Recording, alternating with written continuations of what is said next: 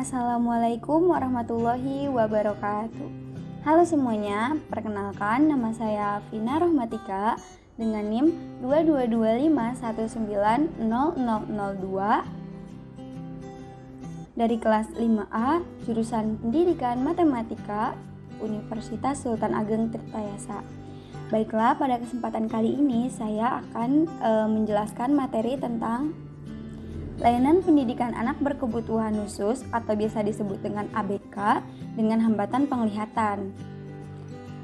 Biasanya kita sebut dengan tunanetra. Nah, sebelum ke videonya, apa sih tunanetra itu?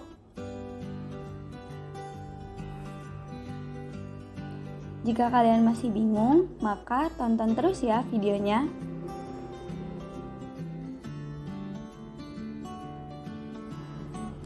Kata tunanetra dalam KBBI atau Kamus Besar Bahasa Indonesia berasal dari kata tuna yang artinya rusak atau cacat dan kata netra yang artinya mata atau alat penglihatan.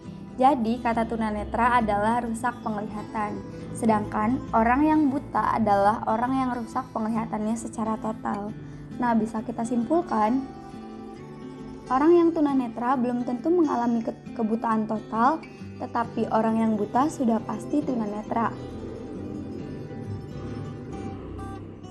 Anak tunanetra dikelompokkan menjadi dua macam.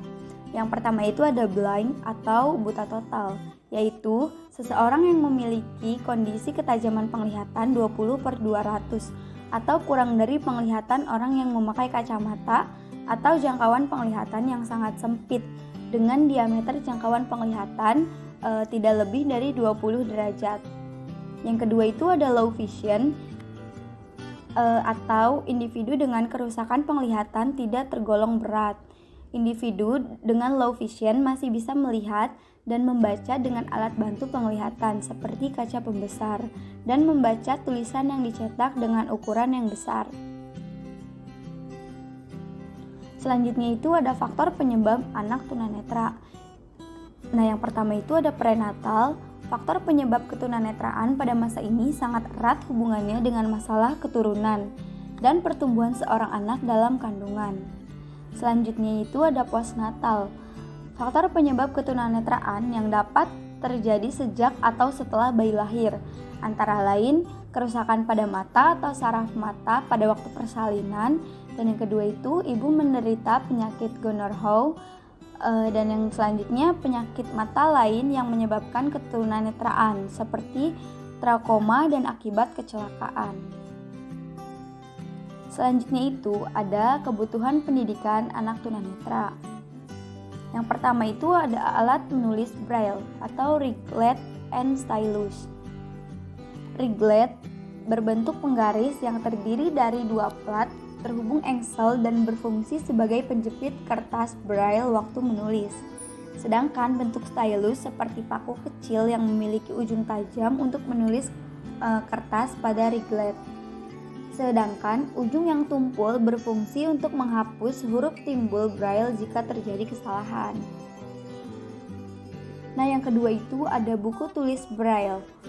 Biasanya buku tulis braille dijual dengan satuan lembar, tetapi bisa pula lembar kertas tersebut dijilid berbentuk buku spiral agar kertas-kertas bisa menyatu dan mudah untuk dibaca.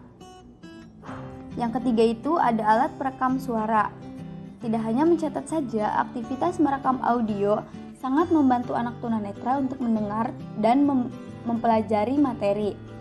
Kemudahan lainnya yaitu di rumah anak bisa mendengarkan apa yang dijelaskan oleh guru sebelumnya. Dan yang keempat yaitu ada tongkat tunanetra atau dikenal dengan nama white cone. White cone adalah bagian dari identitas yang tidak dapat dipisahkan dari tunanetra. Identitas ini juga menjadi simbol kemandirian orang-orang yang tidak memiliki penglihatan. Dan yang kelima ada ponsel pintar atau smartphone. Ponsel Georgie bisa membantu anak tunanetra untuk naik bus, membaca teks cetak, dan menunjukkan lokasi secara tepat. Dan selanjutnya itu ada pendidikan inklusif. Pendidikan inklusif adalah pendidikan reguler yang disesuaikan dengan kebutuhan siswa yang memerlukan pendidikan khusus pada sekolah reguler dalam satu kesatuan yang sistematik. Berdasarkan keputusan Mendikbud nomor 0491-U-1992, anak-anak yang memiliki kebutuhan khusus seperti tunanetra dapat belajar secara terpadu dengan anak sebaya lainnya dalam satu sistem pendidikan yang sama. Selanjutnya itu ada layanan pendidikan.